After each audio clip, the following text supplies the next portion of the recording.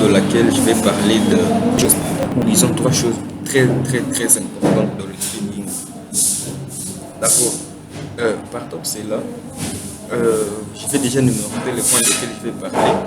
Je vais parler en général du price action. Maintenant, parlant du price action, je vais parler du breakout, le pullback et ce que nous appelons trendline, les lignes de tendance. Ok, c'est ces trois points que je vais les plus parler aujourd'hui dans cette vidéo. Et j'espère que vous allez m'écouter jusqu'à la fin de la vidéo. Merci et restez branchés. Surtout, prenez note au cas où vous ne comprenez pas certaines choses. Ça pourra vous aider à faire la petite révision. Merci. Ce que je vais faire, en fait, je vais d'abord expliquer ce qu'est le breakout, ce qu'est le pullback. Merci.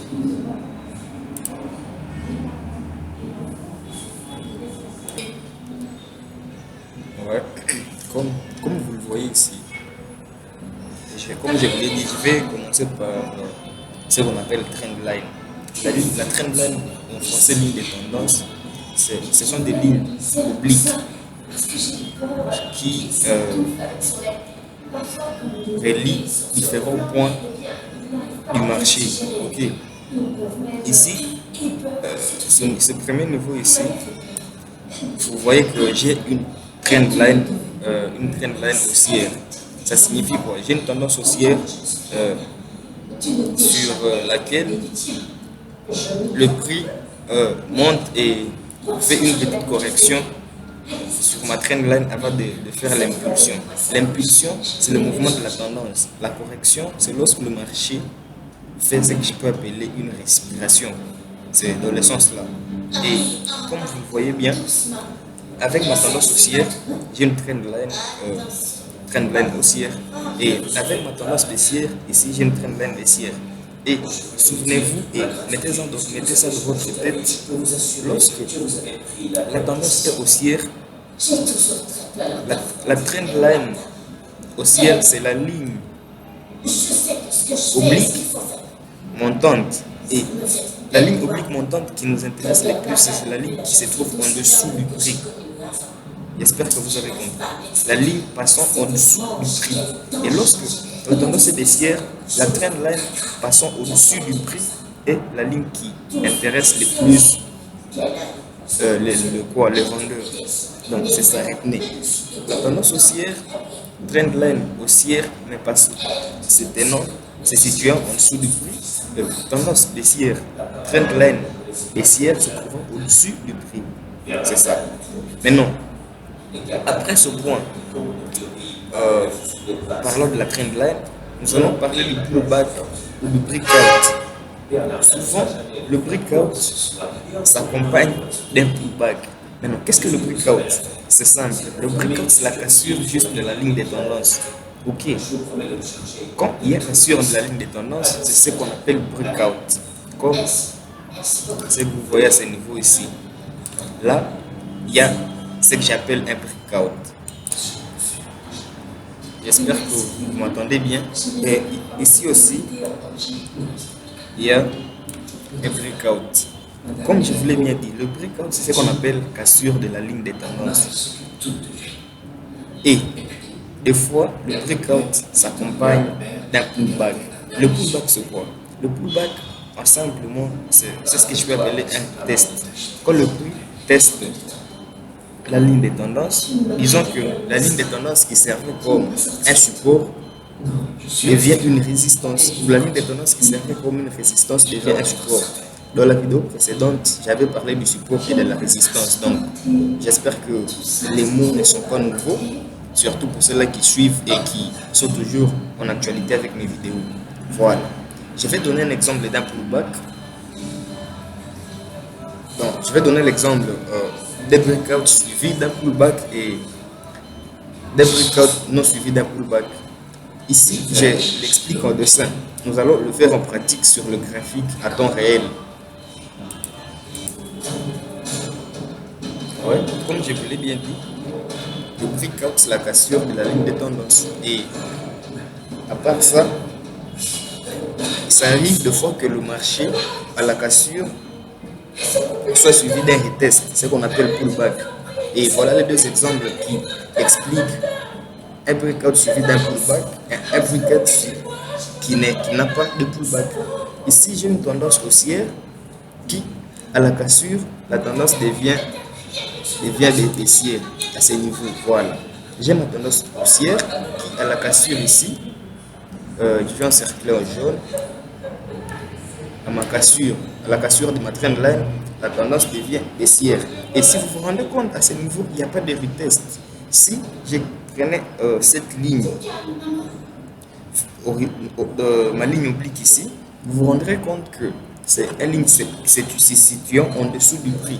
Et quand la ligne se situe en dessous du prix, on parle d'un support. Ok. Et comme je vous l'ai expliqué, un pullback, c'est lorsque il y a cassure de la ligne de tendance et qu'il y a retest. Donc le support devient soit une résistance, soit la résistance devient un support.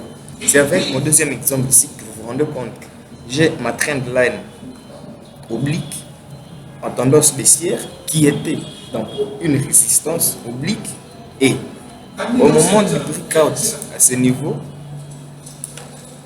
le marché, la tendance du marché change. Nous étions en tendance baissière et la tendance change en tendance haussière. Et vous vous rendez compte, avant que le marché ne monte, il y a ce qu'on appelle un test. Le prix a testé ma ligne de tendance. Et étant donné que ma ligne de tendance était une résistance, vous vous rendez compte, au moment où le marché teste ma ligne de tendance à ce niveau, c'est là automatiquement s'échange en support. Et c'est ainsi que la plupart des traders ne savent pas, ont du mal à placer leur stop loss, et le marché revient, le sort du marché. Le prix revient et le sort du marché. Du coup, je vais plus parler du niveau de stop, tenant compte du breakout et du pullback, surtout parlant de trendline. Merci. Nous allons passer en pratique. Et dans la pratique, vous verrez clairement les niveaux de stop et comment se positionner, comment entrer dans le marché.